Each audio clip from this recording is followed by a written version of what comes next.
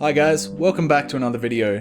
Today we're going to take a bit of a step out of our usual programming and we're going to talk about a few things that I constantly get asked. Basically, this is a good video to sort of get any questions that constantly get asked out of the way. It doesn't really bother me that you keep asking, but yeah, I just thought it would be good to have a nice short video to get all these questions out of the way. So without further ado, let's get into it. Okay, and first on our list, what camera do you use? Okay, for shooting videos, I primarily use a Fujifilm X-T2, which shoots really good 100 megabit a second 4K, has really good lenses, and all around it's a nice little bit of kit. I also sometimes shoot with the Fujifilm X-T20, which is a slightly anemic version of this, but basically does the same thing. And basically right now you're looking at footage from the Panasonic FZ300, I believe, which I don't use a lot anymore, but it's good because it can record for half an hour, whereas these can only record about up to 10 minutes per take. Okay, and second on our list, where do you get the things that you show in your videos? This is a question I constantly get asked, and most of the time the answer is Gumtree, which is basically the equivalent of Craigslist here in Australia. I seem to have a real knack for just finding things, really good deals, and jumping on them straight away.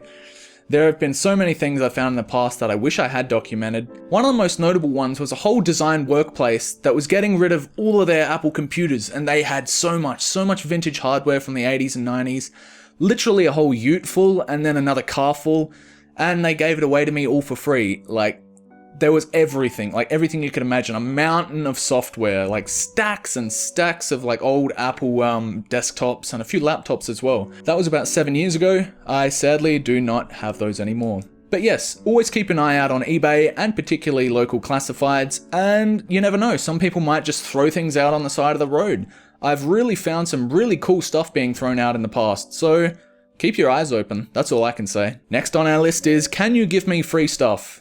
Short answer is no, and long answer is also no. I'm not a charity. Yeah, I can't give you free stuff. I'm sorry. That's just how it is. And next up is, what do you do with the items you review? So usually after I make a video, I'll store them away, or if it's something really cool like a Mac Mini, I'll put it on my display shelf because it just looks kind of cool. But primarily I'm trying to keep all the interesting things I find now, as I'm not really desperate for money, and I think these things could be cool and perhaps more valuable in the future. So the next question is, how do you make your videos? Okay, so first of all, I find something that's kind of interesting, or that's something I think people are going to want to watch, because if no one watches the video, then what was the point of making it? I've been quite fortunate recently with some of my recent videos getting nearly 200,000 views, or slightly over that, which for me, with a channel of my size, is quite impressive, I must say.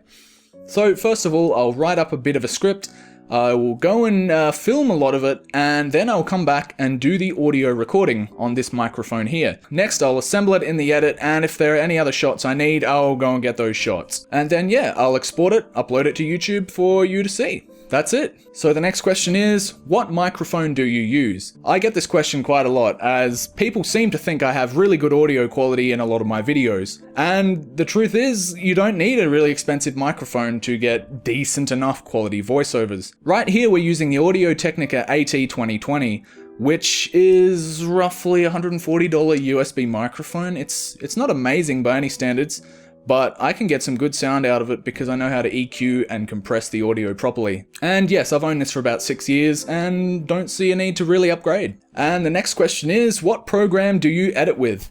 I edit with Adobe Premiere Creative Cloud. I pay my $30 a month and I get Photoshop, Lightroom, Premiere, After Effects, basically everything I need to do my work. And next question is, why do you only have X amount of subscribers? I think the real answer is I only started putting effort into my videos in the last couple of months, I guess. And even when I do put effort into the videos, they are usually pretty short, and I try and make them within a day or two. So yes, I don't have a lot of subscribers because honestly, a lot of my old videos are quite bad. That's it. That's pretty much all I can say. So the next question is, why are you an Apple fanboy? And personally, I don't really think I am. I've got a Windows desktop.